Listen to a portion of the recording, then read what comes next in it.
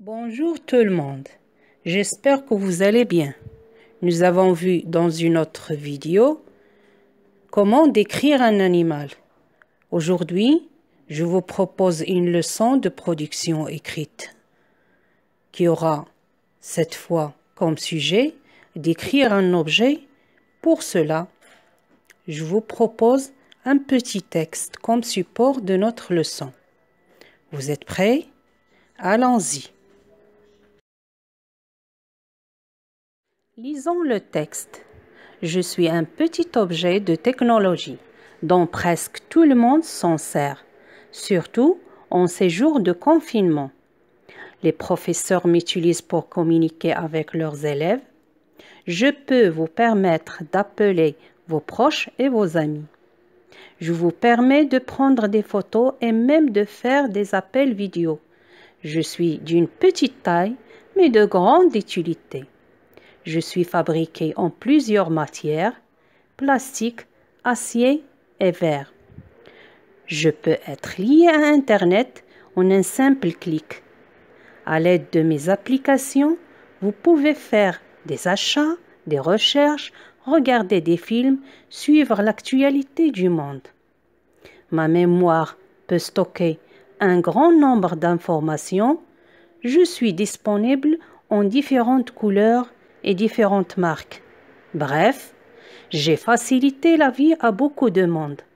Mais attention, je suis fragile, léger, mais cher.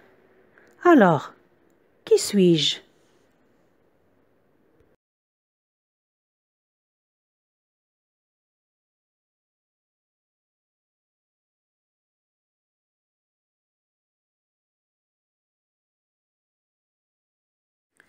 Commençons par répondre aux questions suivantes. Pour relever les caractéristiques de l'objet décrit. Comme vous pouvez le constater, dans le texte, j'ai mis en blanc tous les détails donnés sur l'objet. Question de notre énigme. Alors, que dit la première question? Dans quelle catégorie cet objet est-il classé? Si on revient au texte, on va trouver que cet objet est un objet de technologie.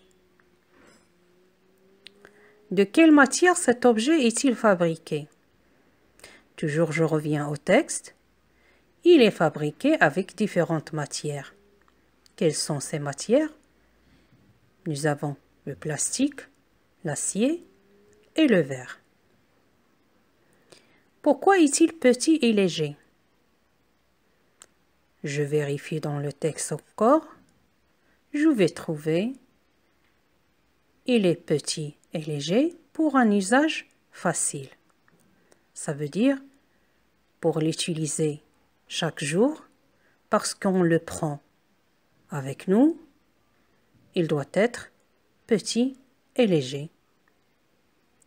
À quoi sert-il? Je lis dans le texte encore une fois, je cherche dans le texte. Il sert à communiquer avec les autres, à faire des recherches, des achats, prendre des photos et stocker un nombre considérable d'informations. Alors ça, c'est l'utilité de cet objet. Il nous aide à faire quoi? Il est utile à quoi? Il est utile parce qu'il nous aide à communiquer avec les autres, à faire des recherches dans nos études, aussi à passer des commandes d'achat, de prendre des photos et aussi stocker sur cet objet un nombre considérable d'informations. On passe maintenant à son prix. Combien coûte-t-il? Son prix varie selon sa valeur et sa marque. Mais en général, on peut dire qu'il est cher.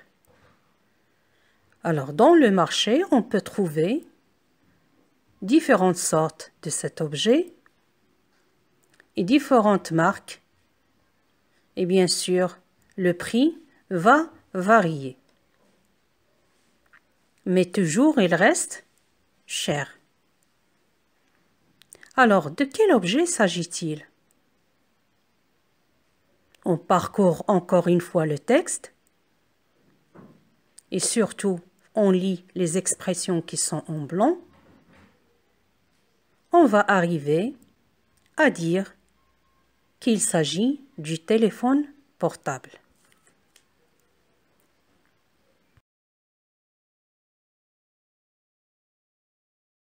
Voici maintenant un tableau qui résume la description donnée à cet objet, au téléphone portable. L'auteur a parlé de la couleur, de la matière, de la dimension, du poids, de la valeur, de l'aspect extérieur et de l'utilité de cet objet pour bien décrire l'objet. Alors, le téléphone est disponible en différentes couleurs. Il est fabriqué en plastique, en acier et en verre en même temps. Il est petit, léger, fragile, mais cher. On l'utilise pour communiquer, chercher, acheter, prendre des photos et stocker des informations et plein d'autres choses. En bref, c'est un objet utile.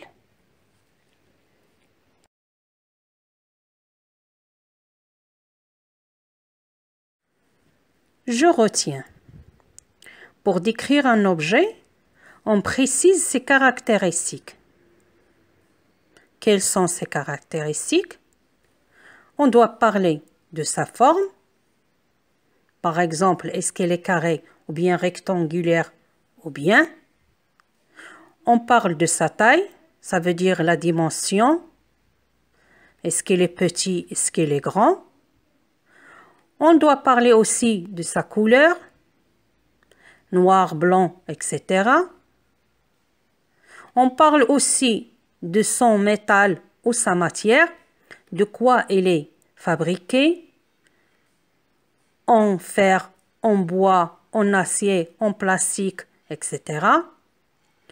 On doit parler aussi de sa fonction ou bien son utilité.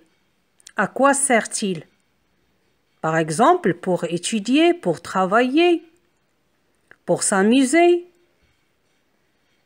On parle aussi de sa valeur, ça veut dire de son prix. Est-ce qu'il est cher ou bon marché? Bon marché, ça veut dire n'est pas cher. Elle est à la portée de tout le monde.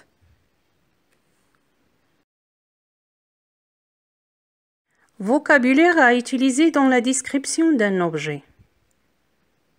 Nous avons dans le tableau suivant, pour la matière de l'objet, on peut dire qu'il est en papier ou bien en bois, en plastique, en fer, en acier, en laine, en coton, en cuir ou bien en carton, etc. Pour la couleur, on peut dire bleu, il est bleu, gris, noir, blanc, rouge, vert, mauve. Alors on doit citer la couleur de l'objet. Pour la forme, on peut dire qu'il a une forme carrée ou bien cylindrique, rectangulaire, etc. Pour la taille ou la dimension, on peut dire qu'il est petit, bien grand, il est haut ou bas, il est long ou court, il est large ou étroit, il est mince, bien grand ou gros plutôt. Alors nous avons beaucoup de choix, bien sûr selon l'objet. Pour le poids, on peut dire qu'il est lourd ou bien il est léger. Pour la valeur, on peut dire qu'il est cher ou bien il est bon marché ou bien même il est gratuit, pourquoi pas. Pour la fonction, nous avons différentes fonctions selon l'objet décrit. Alors, chaque objet a sa fonction qui est différente de la fonction d'un autre objet. La fonction, bien sûr, c'est l'utilité. À quoi sert-il?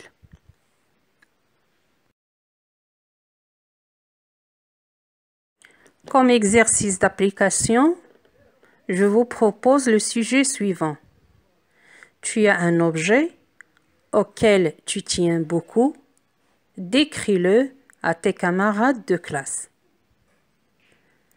Bon courage.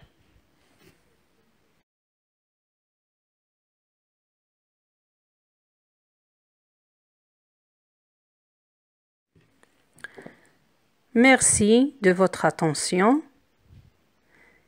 et rendez-vous dans une autre leçon, Inch'Allah.